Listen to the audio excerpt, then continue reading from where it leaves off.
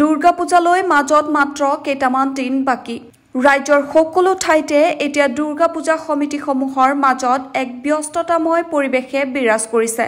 শোণিতপুৰ জিলাৰ নিজ হলেশ্বৰত নিজ হলেশ্বৰ যুৱ কেন্দ্ৰই এইবেলি ৩০তম দুৰ্গা পূজাৰ অনুষ্ঠিত কৰা ব্যাপক প্ৰস্তুতি চলাইছে। গাঁওখনৰ পুৰুষ মহিলাকে আদি কৰি সকলো দিনে নিশাই ব্যস্ত পূজাৰ মণ্ডপটো নিৰ্মাণ কৰাত। অতি আধ্যাত্মিকতাৰে আয়োজন কৰা দুৰ্গা পূজাখনত প্ৰত্যেক বছৰেই হাজাৰ হাজাৰ ভক্তৰ সমাগম ঘটে। দুৰ্গা পূজাত নৱমী তিথিত ৯ গৰাকী কুমাৰী কন্যাক দেৱী জ্ঞান কৰি পূজা অৰ্চনা কৰে অঞ্চলটোৰ ভক্তপ্ৰাণ ৰাইজে। এইবেলি নিজ হলেশ্বৰ যুৱ কেন্দ্ৰৰ প্ৰাংগণত আৰু প্ৰয়াত ৰাজেন বৰঠাকুৰ প্ৰেক্ষাগৃহত সুন্দৰকৈ দুৰ্গা পূজাখন অনুষ্ঠিত কৰা প্ৰয়াস কৰাৰ লগতে সকলো ভক্তপ্ৰাণ ৰাইজৰ উপস্থিতি কামনা কৰিছে সমিতিৰ বিষয়ববীয়াসকলে।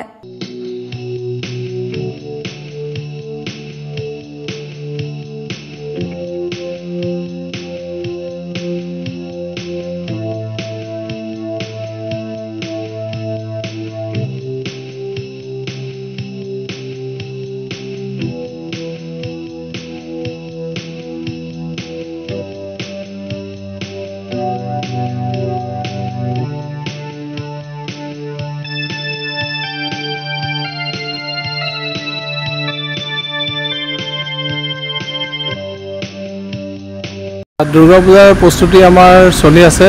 লাষ্ট এক মাহৰ পৰাই আমি ইয়াত দুৰ্গা পূজাৰ যিটো আগন্তুক দুৰ্গা পূজাৰ কাৰণে যথেষ্ট কষ্ট কৰি আহিছোঁ। সমূহ ৰাইজে আমাক সহযোগ কৰিছে। নিজ হলেশ্বৰ যুৱ কেন্দ্ৰৰ আণ্ডাৰত এই পূজাখন পতা হৈছে। এইবাৰ ৩০তম দুৰ্গা পূজাৰ যিটো আমাৰ কাৰ্যসূচী, ইয়াত আমি কেইটামান কাৰ্যসূচী হাতত লৈছোঁ। এইখিনিৰ কাৰণে যথেষ্ট কষ্ট কৰিব লগা হৈছে আৰু গাঁৱৰ সকলো ৰাইজে আমাক সহায় কৰিছে। সকলোকে মই দুৰ্গা পূজাৰ আন্তৰিক শুভেচ্ছা জ্ঞাপন কৰিছোঁ আৰু এই প্ৰক্ৰিয়াৰ দ্বাৰা মই সকলোকে দুৰ্গা পূজাৰ আমন্ত্ৰণ জনাইছোঁ। সংবাদ মাধ্যমৰ দ্বাৰা সকলোকে শুভেচ্ছা থাকে। ইয়াৰ দুৰ্গা পূজাৰ লগতে সংগতি ৰাখি যিটো আমাৰ নৱমী পূজা নকুমাৰীৰ যি পূজা কৰা হয়, এই পূজাৰ কাৰণেও আমাৰ প্ৰস্তুতি আৰম্ভ কৰা হৈছে। নকুমাৰীৰ যিখিনি পূজা অৰ্চনা ভক্তিভাৱে কৰাৰ কাৰণে আমি যুঁজা চলাইছোঁ। আমি হলেশ্বৰবাসী ৰাইজে ৩০ বছৰ ভৰি দিলোঁ এই দুৰ্গা পূজাত আৰু এই দুৰ্গা পূজাখন আমি এইবাৰ বেছি উলহ মালহেৰে কৰাৰ যত্ন কৰিছোঁ। আমাৰ ৰাইজ, আমাৰ মহিলাসকল, ডেকাসকল, আমাৰ বয়োজ্যেষ্ঠসকল এই সকলোৱে এই পূজাখনত উঠি পৰি লাগিছে। আমি আশা কৰিম আমাৰ এই পূজাখনো সুকলমে সমাপ্ত ঘটিব। যিমান নীতি নিয়ম আছে সকলো নীতি নিয়ম আমি বৰ সুন্দৰকৈ পালন কৰাৰ যত্ন কৰিছোঁ।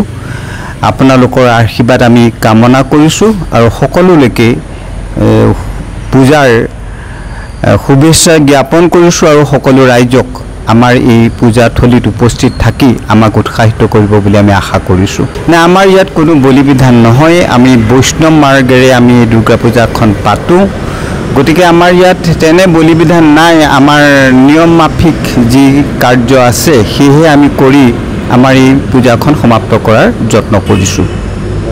News desk, news wide Assam.